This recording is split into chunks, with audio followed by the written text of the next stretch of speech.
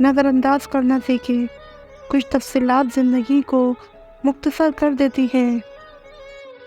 اپنی خامیوں کا احساس ہی انسان کا کامیابی کی طرف پہلا قدم ہے۔ حضرت علی رضی اللہ تعالیٰ عنہ نے فرمایا، کبھی کسی کے سامنے اپنی صفائی پیش نہ کرو، کیونکہ جسے تم پر یقین ہے اسے ضرورت نہیں، اور جسے تم پر یقین نہیں وہ مانے گا نہیں۔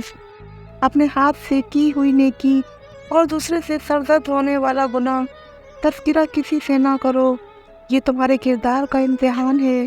اپنے ظرف کے پیمانے کا خود حساب نہیں کیا جاتا، اسے آزمانے والے پر چھوڑ دو۔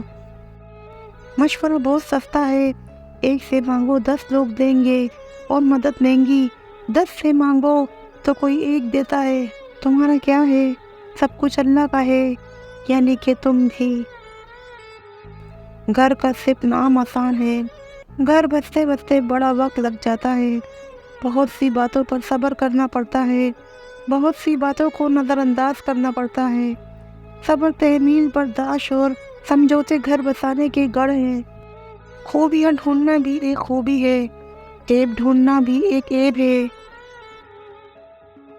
ہر انسان کو یہ فکر تو ہے کہ مرنے کے بعد میری اولاد کا کیا ہوگا، لیکن کسی کو یہ فکر نہیں کہ میرے مرنے کے بعد میرا کیا ہوگا۔ کچھ لوگ اتنا اچھا سبق سکھا دیتے ہیں کہ پھر ساری زندگی کسی اور سے کچھ سیکھنے کی طلب محسوس نہیں ہوتی۔ نفرت بھی بھلا کوئی کرنے کی چیز ہے۔ صبر کیجئے، رحم کیجئے، معاف کیجئے۔ لمبی دوستی کے لیے 2 چیزوں پر عمل کرو۔ 1، اپنے دوست سے غصے میں بات مت کرو۔ 2، اپنے دوست کی غصے میں کی ہوئی بات دل پر مت لو۔ انسان کسی کے لیے اتنا ضروری نہیں ہوتا جتنا وہ گمان کر لیتا ہے۔ طنز اور بحث سے رشتے کمزور ہو جاتے ہیں، لہذا اپنوں سے کبھی بھی ایسی لڑائی نہ لڑنا کہ لڑائی تو جیت جاؤ مگر اپنوں کو ہار جاؤ۔ وضو دنیا کا سب سے سستا اور بہترین سینیٹائزر ہے، جو وائرس کے ساتھ ساتھ گناہوں کو بھی صاف کر دیتا ہے۔ جھوٹ بہت تیز دوڑتا ہے، لیکن منزل پر سچ ہی پہنچتا ہے۔ سچائی اطمینان دیتی ہے اور جھوٹ بے چینی۔ آپ فرشتے بھی بن جائیں تب بھی آپ کو برا کہنے والے لوگ موجود ہوں گے۔ انسان کی تربیت کا فرق ہوتا ہے، ورنہ جو سن سکتا ہے وہ سنا بھی سکتا ہے۔ زندگی بہت میٹھی ہے اگر آپ اس میں اپنی زبان کا زہر شامل نہ کریں۔ میں نے زندگی سے پوچھا کہ تو اتنی مشکل کیوں ہے؟ زندگی نے ہنس کر کہا، دنیا آسان چیزوں کی قدر نہیں کرتی۔ کس کس کو راضی کرو گے؟ بس ایک رب کو راضی کر لو، سارے مسئلے حل ہو جائیں گے۔ منافق لوگوں کی پہچان، یہ آپ کی خوشیوں میں سب سے آگے اور مصیبت میں سب سے پیچھے ہوں گے۔ 3 چیزیں انسان کو باکمال بنا دیتی ہیں: ٹھنڈا دماغ، میٹھی زبان، نرم دل۔ درود پاک پڑھا کرو، زندگی پریشانیاں، مصیبتوں اور مشکلات سے پاک ہو جاؤ گے۔ یا اللہ تو سب جانتا ہے، سب کی مشکلات ختم فرما۔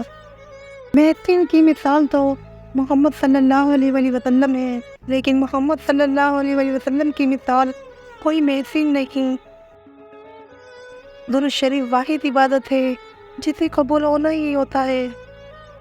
پلٹ کر جواب دینا بے شک غلط ہے، لیکن سنتے رہو گے تو لوگ بولنے کی تمیز بھول جائیں گے۔ سوال کر لینا بدگمان ہونے سے بہتر ہے۔ غم ہو یا خوشی، اللہ والوں کو یہ دونوں اللہ کے اور بھی قریب لے جاتے ہیں۔ اپنی نیکی چھپانا آپ کی سوچ کا امتحان ہے، اور دوسروں کے گناہ چھپانا آپ کے کردار کا امتحان ہے۔ بڑھاپے میں فرشتہ بننے سے بہتر ہے جوانی میں فرعونیت چھوڑ دیں۔ کڑوا سچ، کچھ لوگوں کو اونچائی پر پہنچنے کی اتنی جلدی ہوتی ہے کہ وہ چھوٹے لوگوں کا ہاتھ پکڑنے کی بجائے بڑے لوگوں کے پیر پکڑنا پسند کرتے ہیں۔ اللہ سے گفتگو کی عادت ہو جائے تو سجدہ کیے بغیر سکون نہیں ملتا۔ مخلص وہ نہیں جو منہ پر آپ کا ہو بلکہ مخلص وہ ہے جو آپ کے پیٹھ پیچھے بھی آپ ہی کا ہو۔ اپنے برے وقت کے لیے بچا کر رکھنے والا مال اگر کسی کے برے وقت میں لگا دیا جائے تو اپنا برا وقت بھی ٹل جاتا ہے۔ کچھ لوگ اتنا اچھا سبق سکھا دیتے ہیں کہ پھر ساری زندگی کسی اور سے کچھ سیکھنے کی طلب محسوس نہیں ہوتی۔ چاہے گھر کتنی سجاوٹ سے متین ہو، مگر ماں نظر آئے تو گھر اصل میں گھر لگتا ہے۔ اصل کامیابی کا راستہ ہر نماز سے ہو کر ہی گزرتا ہے، کیونکہ بنا نماز حقیقی کامیابی نہیں مل سکتی۔ انسان کے کردار کی دو منزلیں ہیں، دل میں اتر جانا یا دل سے اتر جانا۔ رسول اللہ صلی اللہ علیہ وآلہ وسلم نے فرمایا، جس نے مجھ پر ایک بار درود بھیجا اللہ تعالیٰ اس پر 10 بار رحمت نازل فرمائے گا۔ اگر آپ کو لگتا ہے کہ روز ہمیشہ آپ سے صرف نماز اور روزے کا ہی پوچھا جائے گا تو شاید آپ غلط ہیں۔ غیروں کی باتوں میں آ کر اپنوں سے الجھنا انسان کی قدر، عزت اور وقار کو ختم کر دیتا ہے۔